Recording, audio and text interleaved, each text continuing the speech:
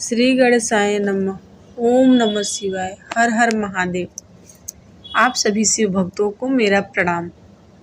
एक समय माता पार्वती ने भगवान शिव से पूछा, हे महादेव, मनुष्य आपके मंदिर में आकर पूजा करता है, अभिषेक करता है और अनेक प्रकार से आपकी आराधना करता है, लेकिन यदि कोई मनुष्य मंदिर में पूजा न कर पाए और केवल जरूरतमंदों की सेवा करे तो क्या उसकी सेवा भी आपकी पूजा मानी जाएगी? भगवान शिव मुस्कुराए और बोले, हे पार्वती, जहाँ सच्चा सेवा भाव होता है वहाँ मेरा वास होता है। मैं तुम्हें एक ऐसे भक्त की कथा सुनाता हूँ जिसने सेवा को ही अपनी शिव भक्ति बना लिया था। और भगवान शिव आगे कथा कहने लगते हैं। बहुत समय पहले एक गांव में गोपाल नाम का एक इंसान रहता था। गोपाल बहुत गरीब था, लेकिन उसका हृदय बहुत दयालु था। वह छोटे से गांव में शिव मंदिर में प्रतिदिन जाता और भगवान शिव के सामने हाथ जोड़कर कहता, हे भोलेनाथ, मेरे पास आपको चढ़ाने के लिए धन नहीं है।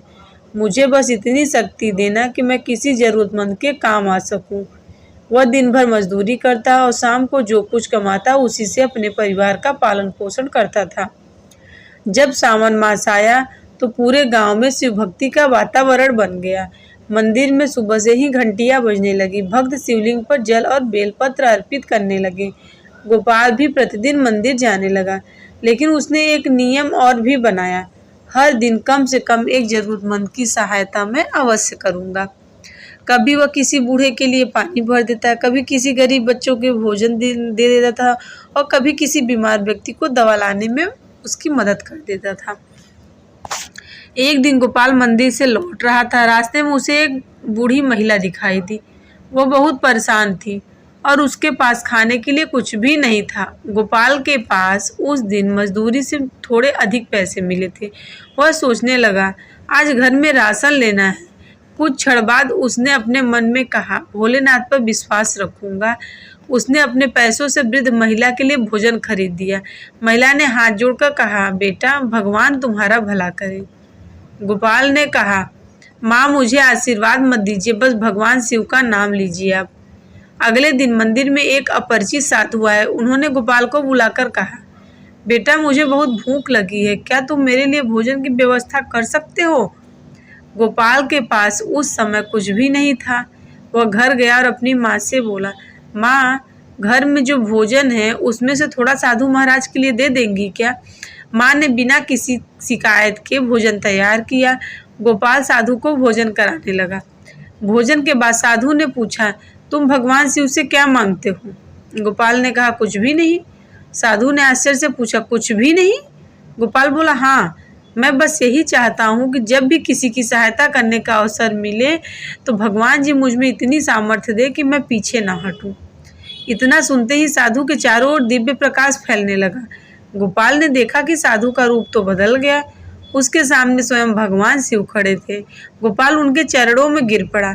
भगवान शिव ने कहा, वत्स, तुमने मुझे मंदिर में ढूंढा, लेकिन जब मेरे रूप में एक जरूरतमंद तुम्हारे सामने आया तब तुमने उसकी सेवा की। यही सच्ची शिव भक्ति है। गोपाल की आंखों से आंसू आ गए। भगवान शिव बोले, मनुष्य को पूजा अवश्य करनी चाहिए, लेकिन पूजा के साथ सेवा भी करनी चाहिए। जो हाथ शिवलिंग पर जल चढ़ाते हैं वही हाथ किसी प्यासे को जल भी दे सकते हैं। जो हाथ मुझे फूल चढ़ाते हैं वही हाथ किसी दुखी को सहारा भी दे दे। जो मुख मेरा नाम जपता है उसके किसी के लिए कटु वचन नहीं निकलना चाहिए। गोपाल हाथ जोड़कर भगवान शिव की बातें सुनता रहा। फिर भगवान शिव ने गोपाल को आशीर्वाद देते हुए कहा, वत्स, याद रखना, संसार में किसी की सहायता करने का अवसर मिले तो उसे अपना सौभाग्य समझा। जहाँ प्रेम है, जहाँ दया है, जहाँ सेवा है, वहीं शिव है। इतना कहकर भगवान शिव अंतर ध्यान हो गए। गोपाल ने उसी दिन से और अधिक सेवा करने का संकल्प लिया। वह प्रतिदिन भगवान शिव की पूजा करता और अपनी सामर्थ्य के अनुसार जरूरतमंदों की सहायता करता था, और इस प्रकार उसका छोटा सा जीवन शिव भक्ति और सेवा भाव का उदाहरण बन गया।